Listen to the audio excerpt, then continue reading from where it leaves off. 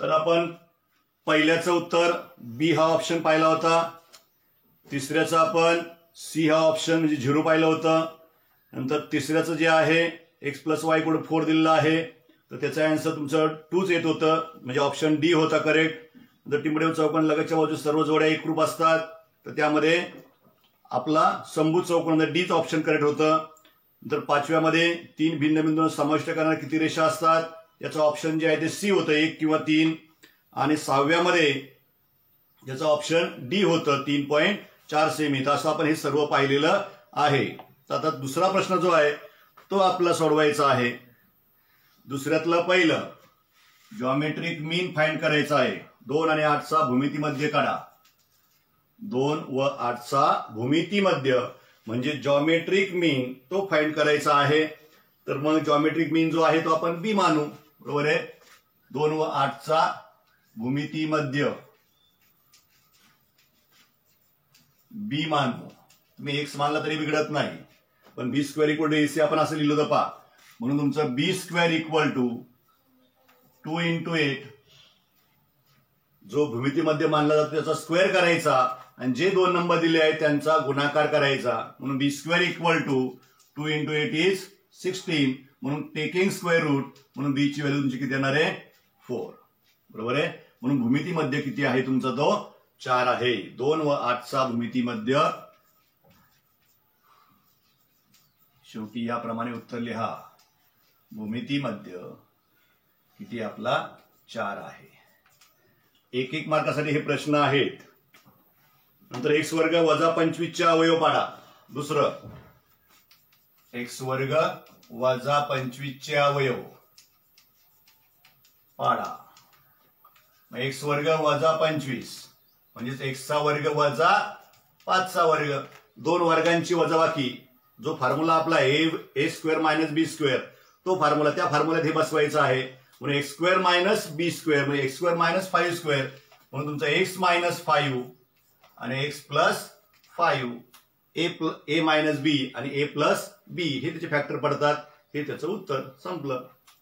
पहिल्या ब्रॅकेटमध्ये सबट्रॅक्शन घ्या किंवा ऍडिशन घ्या, नंतरच्या याच्यामध्ये ऍडिशन घ्या किंवा सबट्रॅक्शन घ्या. कोणता एक तुम्ही ब्रॅकेट आधी घेतला बिघडत नाही. तुम्ही x plus 5 into x minus 5 लिहिलं तरी सुद्धा चालतं, काय अडचण नाही.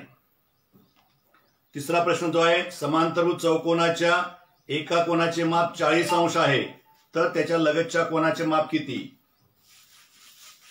तर समांतरभुज चौकोनाचे लगतचे कोन हे पूरक असतात हे आपण आधी सांगितलेलं आहे, गुणधर्म पाहिलेले आहेत, बरोबर आहे. हा तुमचा समांतरभुज चौकोन आहे.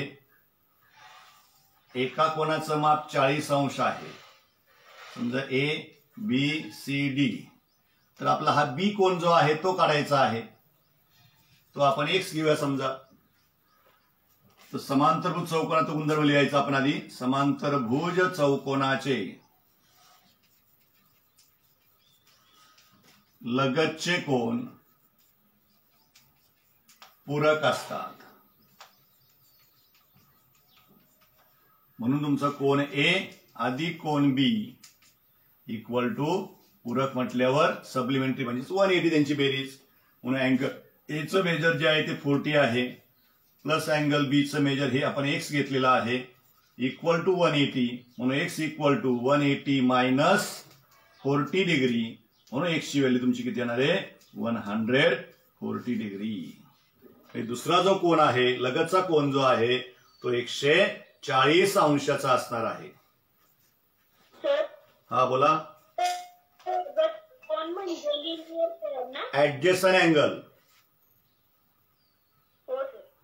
लिनियर पेअर म्हणजे रेषेजोडीतील कोन आणि लगतचे म्हटले ऍडजस्टंट जोडून असलेला ए आणि बी किंवा ए आणि डी यांना आपण लगतचे किंवा ऍडजस्टंट अँगल म्हटलं होतं. ए आणि सी अपोजिट अँगल, बी आणि डी अपोजिट अँगल, सम्मुख कोन आणि हे लगतचे कोन यामधला फरक लक्षात घ्या. हा पूरक म्हणजे सप्लिमेंटरी. नंतर आता चौथा आहे तुमचं यातलं गणित. त्रिकोण PQR मध्ये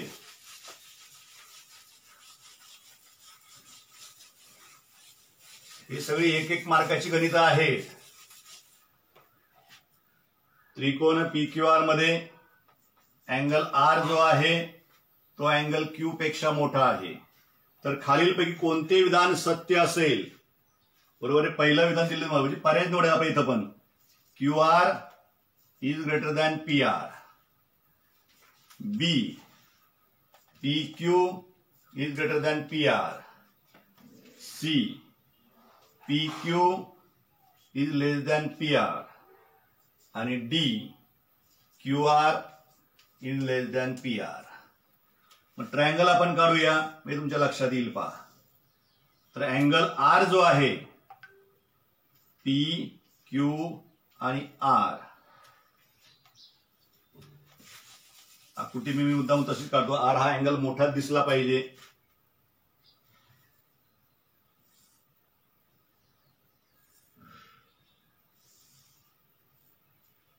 तर P, Q आणि R. तर तुमचा R अँगल जो आहे या Q अँगल पेक्षा तो कसा आहे? मोठा आहे. समजा हा तुमचा 40 असेल तर हा 60-70 असणार आहे. बरोबर आहे. त्याच्यापेक्षा मोठा 10-5 अंशाने तो मोठाच असणार आहे. Angle R is greater than angle Q. R जो आहे तो Q पेक्षा मोठे आहे. तर याच्या अपोजिट मग इथं गुणधर्म वापरायचं आहे. मोठ्या कोणासमोरची बाजू मोठी असते. The side opposite to greater angle is greater. मोठ्या कोणासमोरची बाजू ही तुमची मोठी असते. म्हणून तुमचं अँगल आरच्या अपोजिट, अँगल आरच्या अपोजिट साइड कोणती तुमची? हे का नाही, PQ ही तुमच्या अपोजिट आहे. ही साइड तुमची आहे. ही कुणापेक्षा मोठी असणार आहे? अँगल Q पेक्षा मोठी. अँगल Qच्या अपोजिट साइड जी आहे, अँगल Qच्या अपोजिट कोणती आहे? PR. नुसते R नाही, PR. PR ही साइड, अँगल Q आपला आहे, याच्या अपोजिट साइड तुमची PR आहे. मग PQ is greater than PR हे स्टेटमेंट तुमचं सत्य असणार आहे. मग कोणतं ते पहा याच्यामध्ये.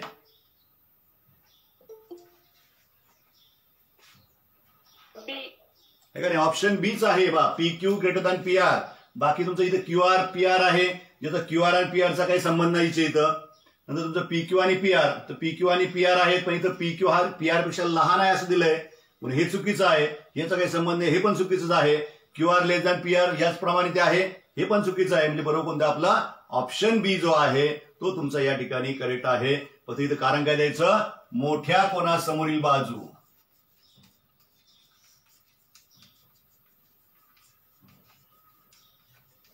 बाजू मोठी असते.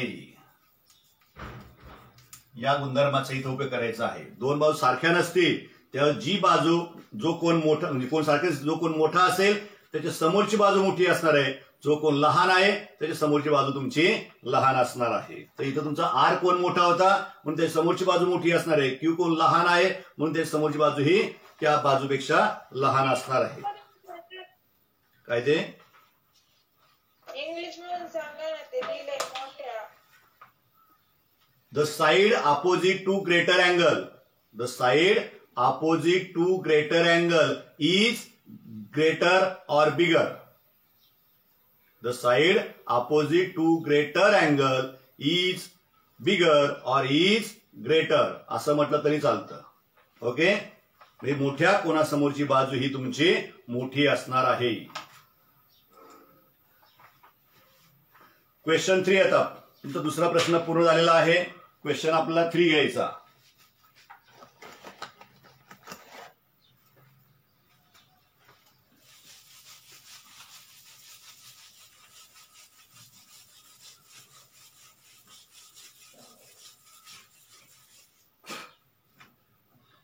थ्री मधलं पहिलं आता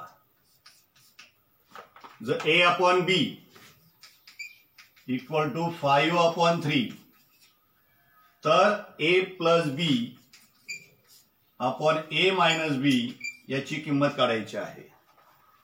A+B आणि A-B डिवाइडेड बाय A-B ची किंमत काढायची. पहा काय करावं लागेल मग इथं कोणती प्रॉपर्टी वापरायची? ही दिलंय याने सुरुवात करायची.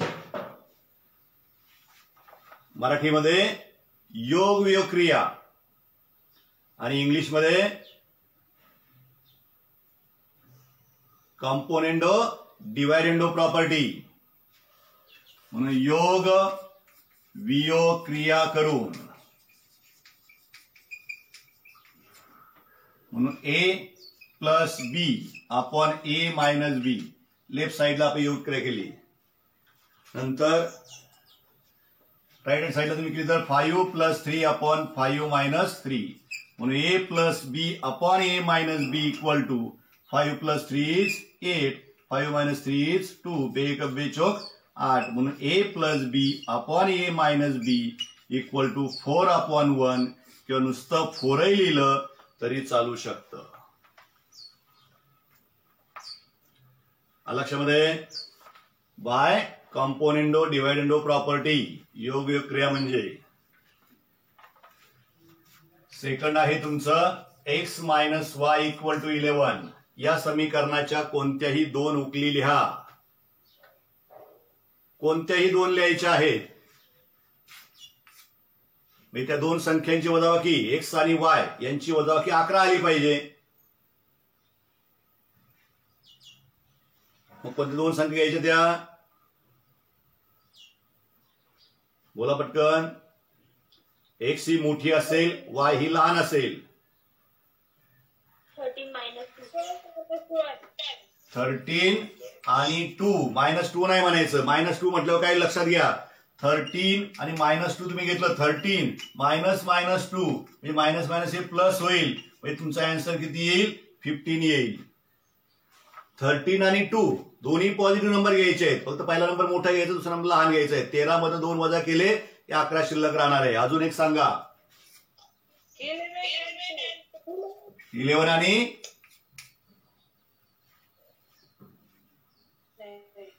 11 आणखी 12 and 1, मग 11 आणि 0 चालणार नाही का, हे सुद्धा चालणार आहे. लक्षात घ्या, आपला पेअर लिहायचा आहे. तुम्ही 11 आता काय सांगायचं, तर तुम्ही इथे 0 सुद्धा, सेकंड नंबरचा तर 0 सुद्धा घेऊ शकता, 12 आणि 1 घेऊ शकता, 15 आणि 4 तुम्ही घेऊ शकता. फक्त पहिला नंबर मोठा पाहिजे, दुसरा नंबर लहान पाहिजे, हे लक्षात घ्या. तर अशा प्रकारे हे उत्तर द्यायचं. निगेटिव्ह नंबर तुम्ही जर घेतले, समजा -15 मी घेतलं, तर तुमचे 15 मध्ये आपलं किती एक -11 -26, -15 ने -26 याची सबट्रॅक्शन करून बाकी येते. -15 -26 हे तुमचं हे मायनस मायनस प्लस होतील, म्हणजे 26 - 15 आलंय का 11. दोन्ही नंबर निगेटिव्ह घेतल्यावर सुद्धा आपल्याला मिळतोय. लक्षात घ्या, हे नंबर पॉझिटिव्ह असतील असं नाही, निगेटिव्ह सुद्धा नंबर असू शकतात. तर अशा आपला पेअर इन्फायनाइट पेअर मिळणार आहेत. आपल्या किती शोधायचे, फक्त 2च, ते तुम्हाला दाखवले आहेत, आपण ते लिहिलेले आहेत. हा, पण मग तिथं 26 ला मायनस साइन आहे, मग ते 11 ला मायनस साइन लागल ना. कसं काय लागल, हे पहा ना. आता -x ची व्हॅल्यू -15 लिहिली, बरोबर आहे. इथं -15 लिहिला, मायनस हा इथं मायनस लिहिला, y ची व्हॅल्यू -26 लिहिली, बरोबर आहे. x मायनस वाय, बरोबर का. इथं x ची व्हॅल्यू लिहिली, तर y ची व्हॅल्यू मध्ये मायनस साइन आहे. तसंच मायनस साइन 2दा आला की ते प्लस होतं, मायनस मायनस प्लस झाले, +26 झाले. ते -15 आहे तसं राहिला.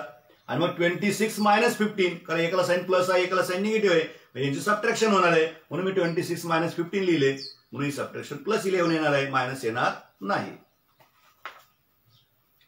हा, ती जर मी समजा +26 घेतली असते तर उत्तर अजून वेगळं आलं असतं. मग कारण ती संख्या मोठी झाली असते आपली, उत्तर तुमचं अजून वेगळं आलं असतं. वेगळं म्हणजे 11 नाही, त्याच्या पुढे गेलं असतं ते. असो, पुढचं गणित घेऊया आपण आता, तिसरं.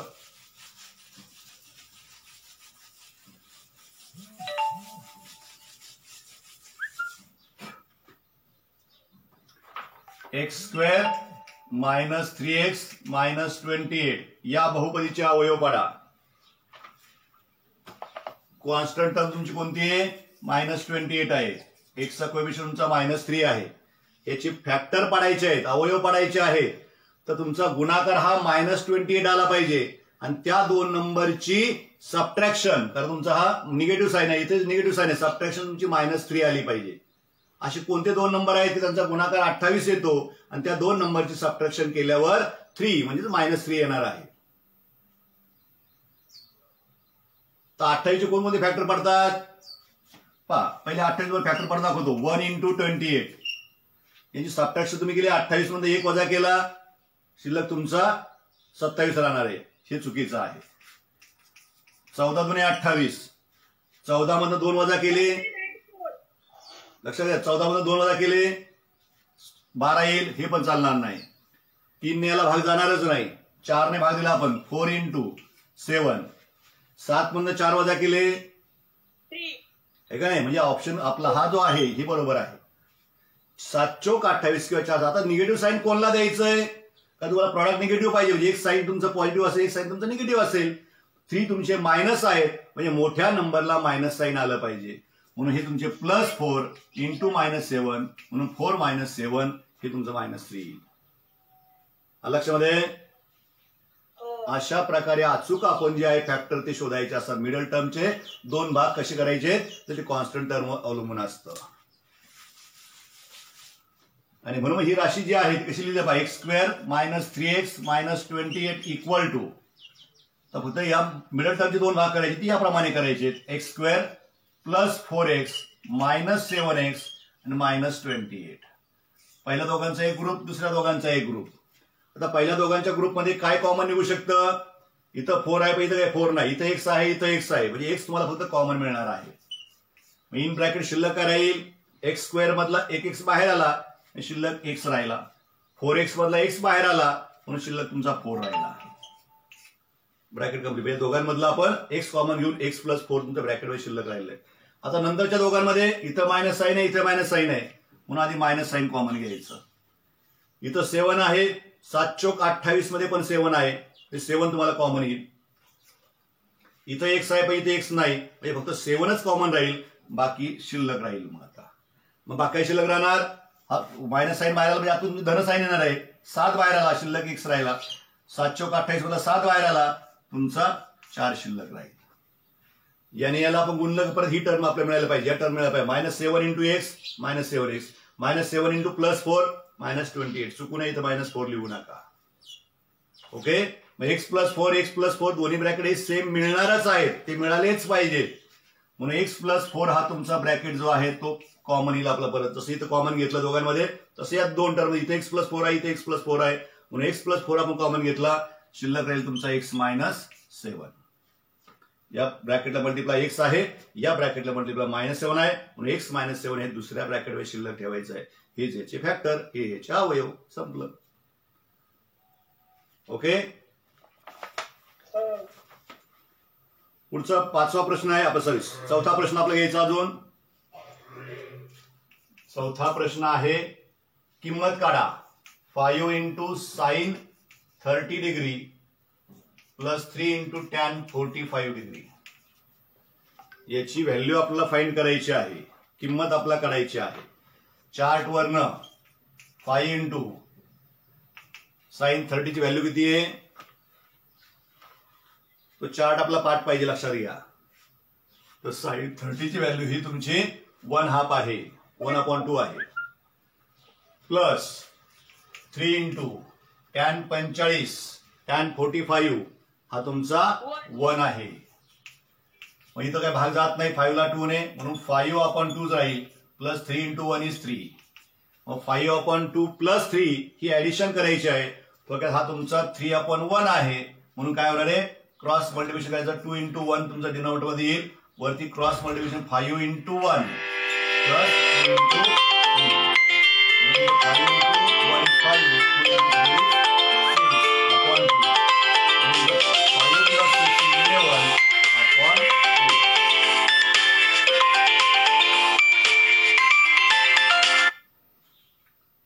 ओके, ही जी व्हॅल्यू आहे ती तुम्हाला 11/2 ही मिळणार आहे.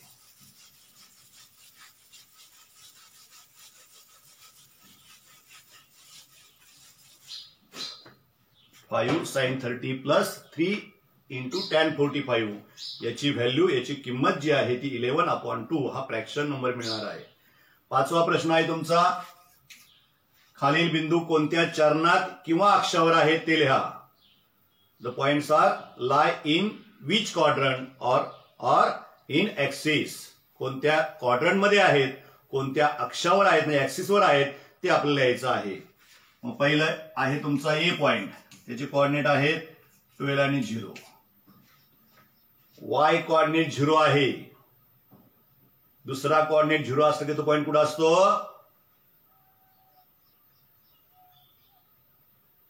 वाय ची व्हॅल्यू 0. एक्स ऍक्सिसवर तुम्ही कुठेही पॉइंट घेतला तर त्याची वाय ची व्हॅल्यू ही 0च राहील, म्हणजे तो पॉइंट तुमचा कुठं असणार आहे, एक्स ऍक्सिस वर असणार आहे. This point is lie on X axis. X अक्षाला यायचं म्हणजे इथं. पुढचं तुमचं आहे सेकंड बी पॉइंट, कोऑर्डिनेट आहे -5 -2. दोन्ही वेगवेगळे नंबर आहेत, 0 नाही तर कोणीच. दोन्ही निगेटिव्ह नंबर. दोन्ही निगेटिव्ह म्हटलं की दोन्ही निगेटिव्ह साईन कोणत्या क्वाड्रंट मध्ये असतात, बरोबर आहे. म्हणून हे तुमचं तिसरं चरण किंवा थर्ड क्वाड्रंट मध्ये, त्याला तिसरे चरण म्हणजे थर्ड क्वाड्रंट. नंतर तुमचं 2 आणि 10 तिसरा पॉइंट आहे सी. दोन्ही पॉझिटिव्ह आहे. कोणतं क्वाड्रंट येईल, बरोबर आहे, पहिले चरण किंवा फर्स्ट क्वाड्रंट. नंतर चौथा आहे तुमचं डी, 15 आणि -18, +15 आणि -18, म्हणजे प्लस मायनस आहे. प्लस आणि मायनस. चौथं का दुसरं, बरोबर आहे का नाही. चौथ्यामध्ये तुमचा एक्स पॉझिटिव्ह असतो आणि वाय निगेटिव्ह असतो, म्हणून तुमचं हे चौथे चरण. याप्रमाणे फक्त लिहायचं होतं. काही चार्ट करून तुम्ही लिहिलं असतं तरी चालतं, काय अडचण नाही. सहावा प्रश्न,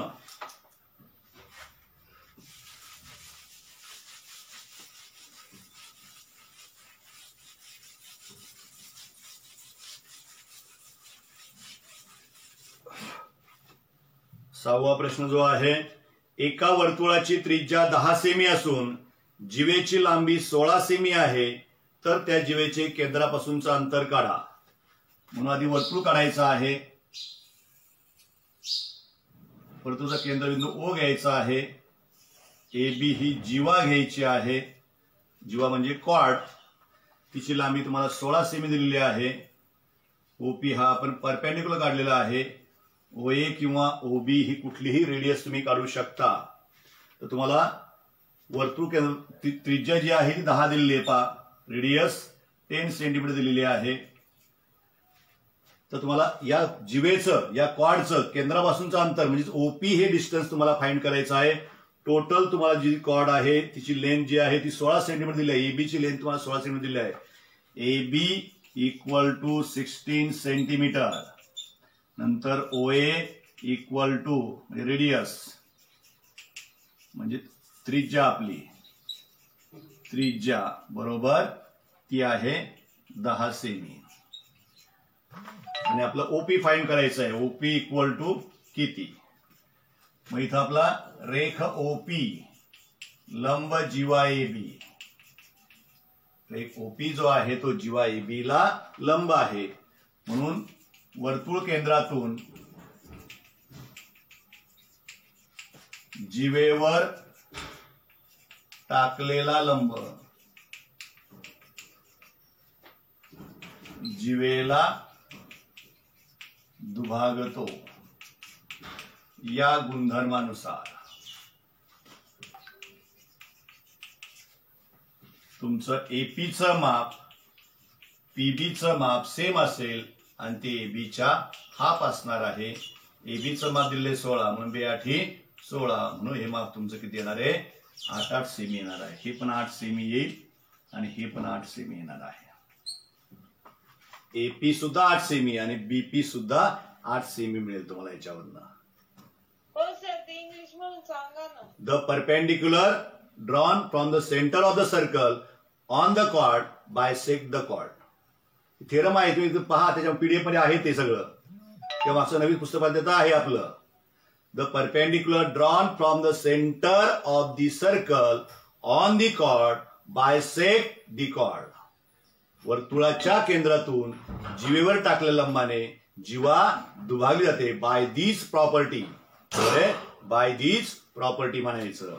आणि मग तुमचं आता इथं हा राईट अँगल ट्रायंगल मिळाला, म्हणजे इथं तुम्हाला आता पायथागोरस वापरायचा आहे. मग काटकोन त्रिकोण म्हणजे in right angle triangle OPA मध्ये पायथागोरसच्या प्रमेयानुसार किंवा सिद्धांतानुसार. नवले मॅडमचा मी त्याच संदर्भात फोन होता. ठीक आहे, लक्षात आलं सरांच्या. आता हे पुढचं गणित.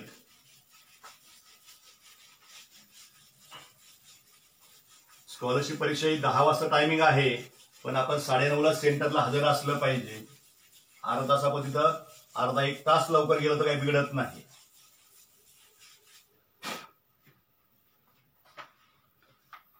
असं तर आता आपला 7वा प्रश्न जो आहे तो पाहायचा आहे. तुम्हाला ही आकृती दिलेली आहे.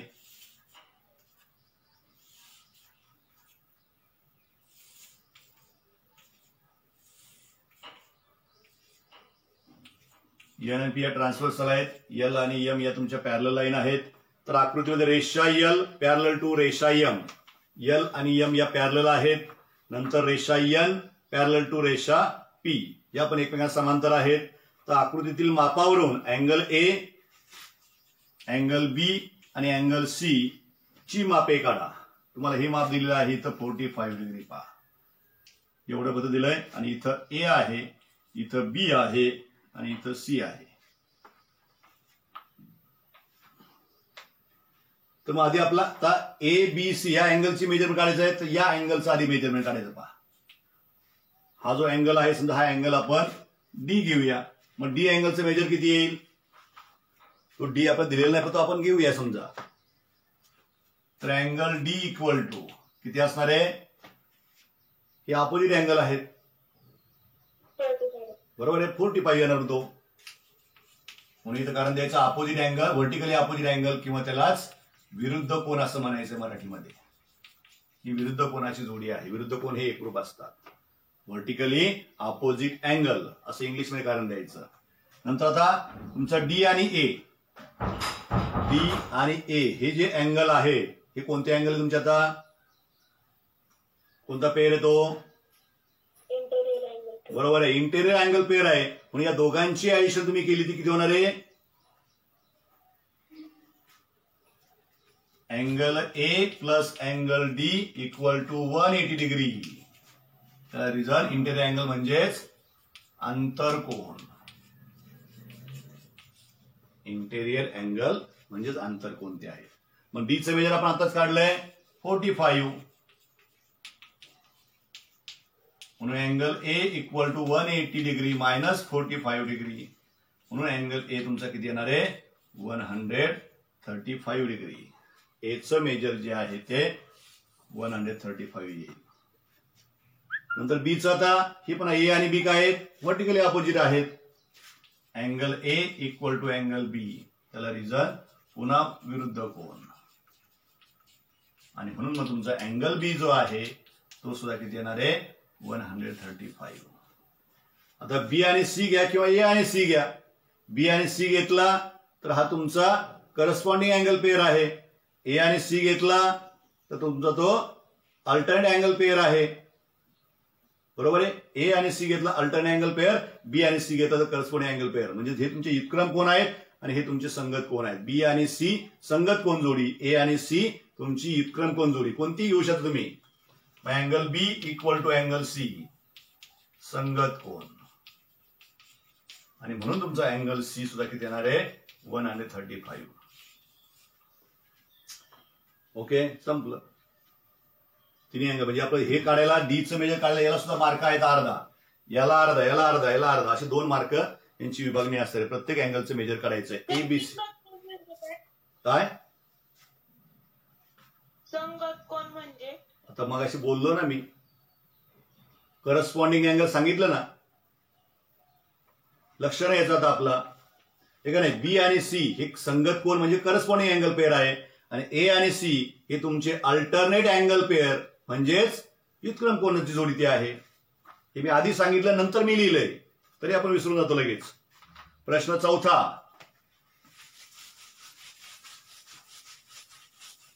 पुढे तास आहे कोणाचा? हा, तास नाही ना कोणाचा?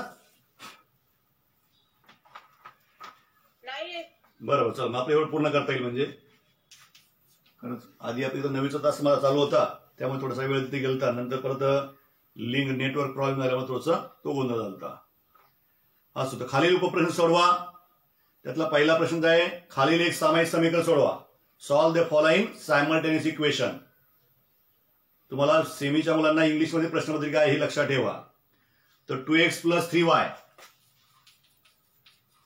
= 18 and x + y = 7. This is equation 1, this is equation 2.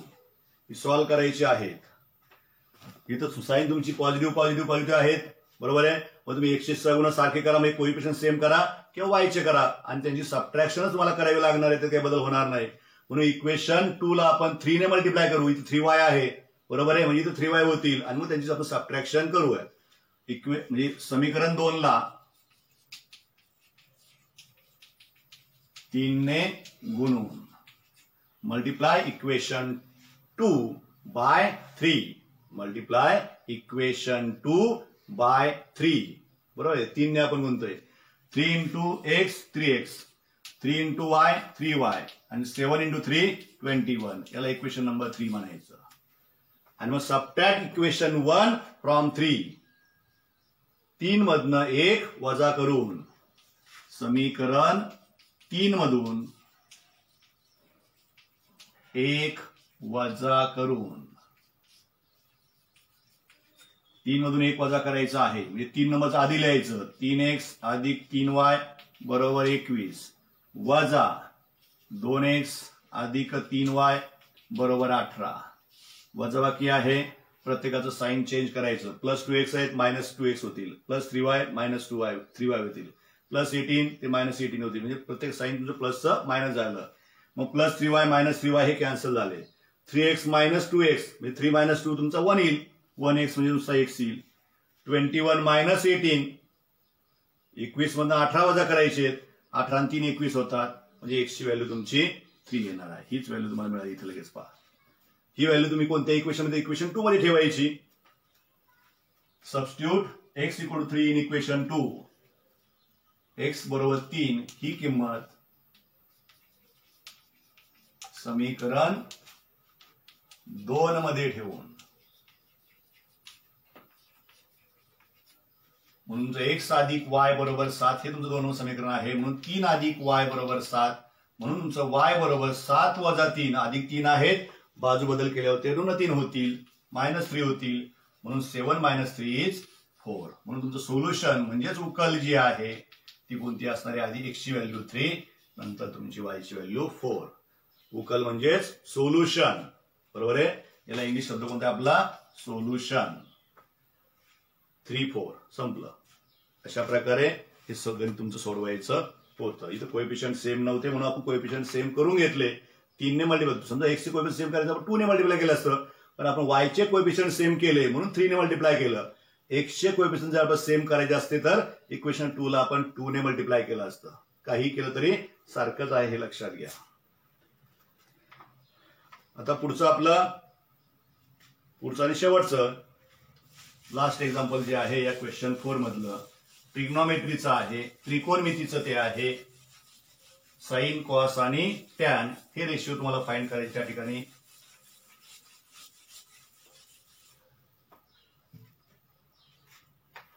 याप्रमाणे तुम्हाला फिगर दिलेली आहे.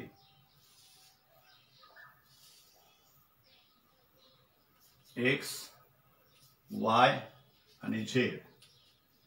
अँगल x तुमचा राईट अँगल दिलेला आहे. एक झेड ची लेंथ 8 आहे आणि YZ ची लेंथ तुमची 17 आहे, म्हणजे हायपोटेनस जो आहे तो 17 दिलेला आहे आणि XZ जी तुमची राईट अँगल साईड तयार करण्याची आहे ती 8 दिलेली आहे. राईट अँगल साईड पैकी एक साईड तुमची 8 आहे, दुसरी तुम्हाला फाइंड करायची आहे. मग आधी ती साईड फाइंड करून घ्यायची आहे बा. In right angle triangle XYZ बरोबर, म्हणजे काटकोन त्रिकोण XYZ मध्ये in right angle triangle XYZ by Pythagoras theorem.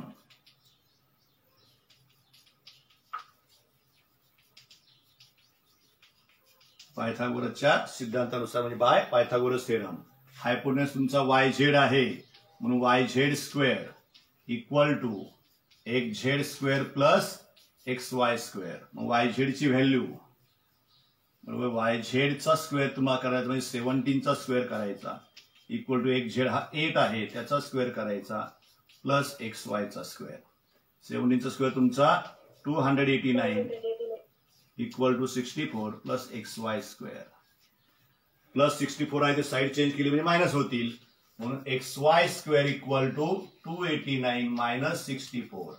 हा इकडे तो मायनस झाला म्हणून ही XY स्क्वेअर जी साईड आहे ती आधी लिहिली इकडे लेफ्ट साईडला आणि इक्वल 289 मायनस 64. ही सबट्रॅक्शन केलं किती येईल 225. मग 225 कोणाचा स्क्वेअर आहे 15 चा म्हणून वर्गमुळे काढून म्हणायचं टेकिंग स्क्वेअर रूट म्हणून XY इक्वल टू 15 येईल. ही व्हॅल्यू तुम्हाला 15 मिळाली. आधी या तिन्ही साईड आपल्याला माहिती असल्याशिवाय रेशोच्या व्हॅल्यू ज्या आहेत त्या तुम्हाला काढता येणार नाही. मग पहिलं काढायचं तुम्हाला तर साइन Y. पहिली व्हॅल्यू काढायची साइन Y. साइनचा फॉर्म्युला कोणता आहे opposite side of angle Y divided by hypotenuse. हा Y तुमचा आहे याच्या अपोजिट साइड तुमची XZ आहे आणि हायपोटेनियस तुमचा YZ आहे म्हणून XZ अपॉन YZ. मग XZ ची व्हॅल्यू किती आपली 8 आहे आणि हायपोटेन्स तुमचा 17 आहे म्हणून 8 अपॉन 17 ही साइन Y ची व्हॅल्यू येईल. द कॉस Y सेकंड तुम्ही कॉस Y. Y अँगल साठी कॉस रेशो कॉस गुणोत्तर घ्यायचा आहे. ऍडजस्टंट साइड तुमची आता कोणती असणार आहे XY असणार आहे. Adjacent side of angle Y divided by hypotenuse बरोबर Y कोणालगतची बाजू भागिले कर्ण. YZ हा कर्ण आहे म्हणून तुमचं हे आन्सर जे आहे XY हे तुमचं 15 आहे कर्ण हा तुमचा 17 आहे म्हणून याची कॉस Y ची व्हॅल्यू 15 अपॉन 17 येईल. टॅन Y काढायचं तिसरा tan Y opposite side of angle Y upon adjacent side of angle Y. Y कोणाला समोरची बाजू भागिले Y कोणालगतची बाजू. Y च्या समोरची बाजू XZ आहे लगतची बाजू XY आहे म्हणून XZ ची व्हॅल्यू 8 आणि अपॉन 15 ही तुमची टॅन Y ची व्हॅल्यू येईल. चौथा आहे आता Y अँगलचे तिन्ही आपण काढलेत साइन Y काढला कॉस Y काढला टॅन Y काढला म्हणजे Y साठी तिन्ही रेशो फाइंड केले. तसंच आता अँगल Z जो आहे हा तुमचा अँगल Z जो तुमचा ॲक्यूट अँगल आहे त्याच्यासाठी पुन्हा आपल्याला तिन्ही रेशो जे आहे ते फाइंड करायचे. पहिला साइन Z काढायचा. मग आता साइन Z म्हणजे Z अँगलच्या अपोजिट साइड तुमची XY आहे आणि आपण हायपोटेन्स तुमचा परत YZ आहे म्हणून sine Z equal to XY 15 upon 17. पाचवी व्हॅल्यू जी आहे ती आपल्याला काढायची कॉस Z. ऍडजस्टंट साइड तुमची जी आहे Z ची ती XZ आहे आणि हायपोटेन्स तुमचा परत YZ आहे म्हणून cos Z equal to XZ ची व्हॅल्यू 8 हायपोटेन्स 17.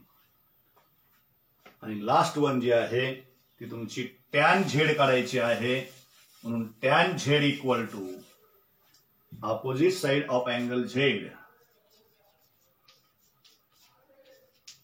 अपोजिट साइड तुमची कोणती आहे XY आणि adjacent side of angle Z is XZ म्हणून XY ची व्हॅल्यू 15 आणि XZ ची व्हॅल्यू 8. याप्रमाणे या 6 म्हणजे तसे तीनच रेशो आहेत साइन कॉस आणि टॅन. तर अँगल Y साठी 3 रेशो आपण ते फाइंड केले तसं अँगल Z साठी सुद्धा आपण हे तिन्ही रेशो जे आहेत ते फाइंड केलेले आहेत.